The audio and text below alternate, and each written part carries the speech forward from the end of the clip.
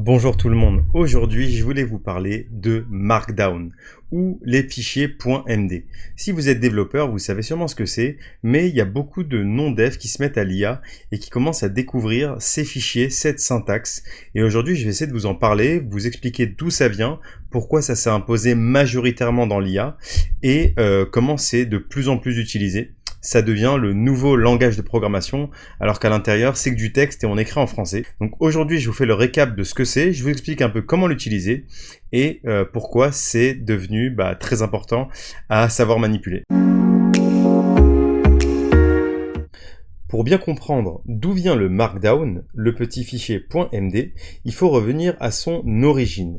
J'ai retrouvé le blog du créateur qui s'appelle John Gruber, qui a créé ça, qui est Markdown is a text to HTML conversion for web writer.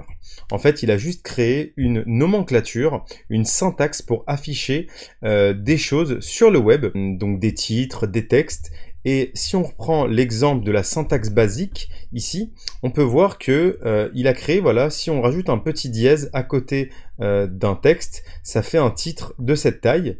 Et l'équivalent, en fait, c'est le H1 si vous faites de l'HTML. Donc, en gros, il n'y a rien de compliqué, c'est juste un fichier texte, comme vous pouvez l'ouvrir dans un bloc-notes ou dans un fichier de notes, sauf qu'on va pouvoir avoir un rendu un peu plus précis de notre texte.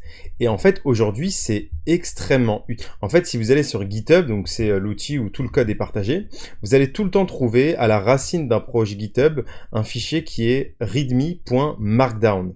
Et à l'intérieur, vous allez voir ce texte-là, donc directement ici, un peu enrichi. Donc là, on peut voir qu'il y a un lien. Ici, on peut voir qu'il y a un extrait de code qu'on peut copier directement. On peut voir qu'il y a des sous-titres avec des liens vers les éléments ici. Donc on voit que c'est un peu plus interactif que du texte brut. Et en fait, si on regarde ce fichier Markdown ici, donc je me mets dessus et je l'affiche en raw, je vois exactement ce que c'est qui est rendu derrière. Donc c'est les deux dièses, les trois dièses ici. Donc je vais vous montrer comment vous pouvez créer un fichier Markdown très simplement et comment on va pouvoir afficher ce que c'est. Donc pour l'instant, je vais juste copier cette phrase-là. Je vais aller dans mon fichier d'éditeur de code ici et j'ai créé un fichier qui s'appelle test.md. Donc l'extension MD est très importante car elle va permettre de dire qu'on veut le rendu du créateur de Markdown pour avoir ça affiché à l'écran. Donc là, si je tape du texte, Agent Skill for Use with Obsidian, donc là je suis sur VS Code, je vais pouvoir cliquer sur ce petit bouton là et je vais pouvoir rendre mon Markdown en affichage réel. Donc pour vous montrer comment ça fonctionne, je vais splitter mon écran en deux. Donc là j'ai à droite le Markdown, à gauche mon texte. Ici je vais revenir sur la vue basique, donc sur ce bouton là. Et donc là j'ai côte à côte la vue du fichier et la vue de ce que sera rendu mon texte. Et donc comme on l'a vu dans l'exemple, si je rajoute ça avec un titre ici, je vais voir que le titre va être joliment formaté. Donc c'est pas du code, c'est vraiment une syntaxe. C'est facile à apprendre parce qu'au final on tape juste du texte. Si j'en mets deux ici, je vais pouvoir afficher un sous-titre. Si je mets des tirets, je vais pouvoir faire une liste de courses, un peu comme ça, liste 2. Et en fait c'est un peu plus joli. Donc c'est vraiment de la mise en forme et de la mise en page. Pourquoi je vous parle du Markdown aujourd'hui? Parce que cette syntaxe est extrêmement utilisée. Pour comprendre pourquoi ça a marché et ça a explosé, il faut mettre en valeur ces trois points clés. Donc le premier, c'est que le Markdown, c'est très lisible. En fait, grâce à sa lisibilité, on peut directement comprendre et relire. Donc ça peut être en français ou en anglais. C'est vraiment du texte, comme un article qu'on lit. Et d'ailleurs, j'ai oublié de le préciser, mais en fait, cette personne-là qui a créé le Markdown, c'était pour afficher les articles de blog. Aujourd'hui, la plupart des blogs, des tutos ou des éléments sont écrits en Markdown. Donc là, je suis sur la documentation d'un gros site qui s'appelle Astro, qui permet de créer des sites web. Et en fait, leur documentation, elle est en Markdown ici. Si on regarde, ils ont du coup créé du Markdown pour afficher ces éléments-là. Donc c'est largement utilisé vraiment pour faire du blog, pour faire de la documentation, parce que c'est super simple et facile à utiliser, et facile à relire surtout. Ensuite, ce qui est très important, c'est que c'est économe en token. En fait, les IA lisent de Markdown parce qu'il n'y a pas beaucoup de syntaxe comme l'HTML. En fait, si je reprends l'exemple ici, là, on a des balises en plus. Donc, on peut avoir d'énormes balises, alors qu'en fait, en Markdown, j'ai juste ce texte-là. Donc, c'est beaucoup plus petit est beaucoup plus simple, ça consomme moins de tokens, donc c'est pour ça que les IA l'ont largement adopté. Ça a joué un rôle majeur dans son utilisation abusive. Et aussi, très cool, c'est souple. Et en fait, le fait que ce soit pas du code, ça fait qu'on peut avoir n'importe quel caractère à l'intérieur. Là où avant, on pouvait écrire du code pour rendre de l'HTML. S'il y avait une erreur à l'intérieur, ça cassait. Il y avait potentiellement un problème de compilation. Là, on n'a plus de problème de compilation. Ça se rend directement parce qu'au final, c'est que du texte. Donc du texte, ça va jamais casser quand on va le rendre. Et ça permet de pouvoir être très très flexible.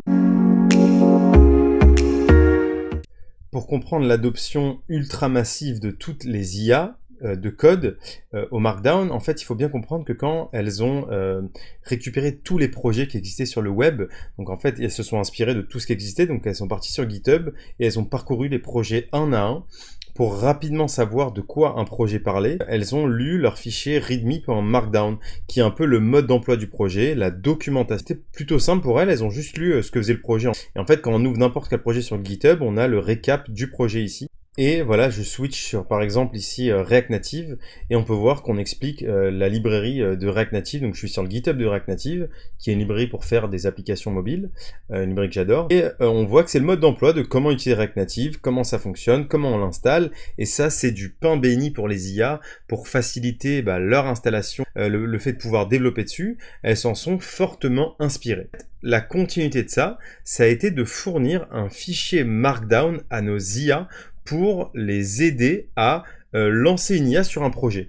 Donc en fait, on a repris à peu près la même nomenclature que ce readme.md, sauf qu'on l'a appelé claude.md.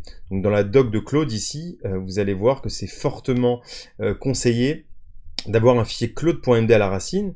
Et en fait, voilà, je suis sur un projet ici, on a bien le readme.md qui restera toujours, je pense, la base d'un projet, mais on a aussi le claude.md. Le claude.md, il vient plutôt s'axer sur les guidelines de comment l'IA doit utiliser le projet.